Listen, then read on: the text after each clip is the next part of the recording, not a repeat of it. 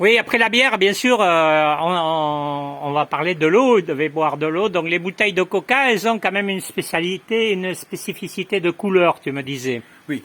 Tout d'abord, il y avait des milliers de bouteilles de Coca-Cola ici parce que les bouteilles de Coca-Cola n'étaient pas consignées. Alors tu les buvais et les jetais.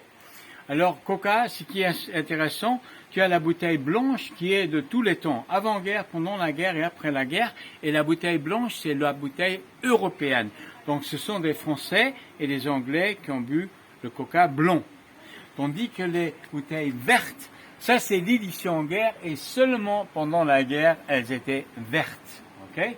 Alors c'était, là j'ai 39, 40, 41, 42, 43, 44, 45. Parce que tu as les années aussi, hein. Carrément, elles sont dessus. Là, toujours sur le côté. Ah oui, d'accord. Elles sont là, oui, d'accord. Ça ne se verra pas sur la vidéo, mais j'ai l'évidence, j'ai la preuve. Alors, pourquoi verte? Ben, regardez, là j'ai un plat de l'armée américaine, c'est un plat avec des lignes en vert d'olive, le vert de l'armée. Alors c'est précisément ça, la couleur. Donc la couleur verte, originairement, c'est la couleur de l'armée. C'est les bouteilles de l'armée, si vous voulez. Et aussi, ils ont mis la base à la base. Donc, vous avez San Francisco, Oakland, Seattle, Washington, Oregon, etc. Et chaque fois qu'ils buvaient un coca, ils avaient un salut de la patrie. C'était ça l'idée, c'était patriotique. Hein? Mais en fait, oui, de la patrie ou de la région ou non? Non, patriotique américain. Oui, patriotique. Américain. Non, mais comme tu me disais que c'était la ville aussi.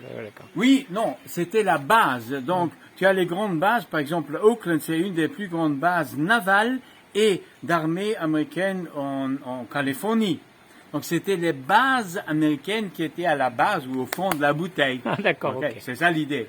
Et tu vois, tout ce qui était produit dans le côté ouest de l'Amérique venait dans l'Atlantique et tout ce qui était produit à l'est de l'Amérique passait par l'Atlantique et à la Manche.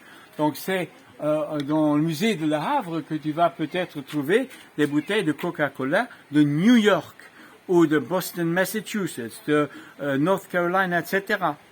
Donc là, et là c'est des rarités. Ici, avec des milliers de bouteilles, j'ai seulement trouvé 2 ou 3 de New York. C'est un soldat qui les avait dans son sac à dos pour prendre l'avion à San Francisco pour partir en guerre avec son navire. Voilà, c'est comme ça que c'est arrivé ici. Okay. Très bien.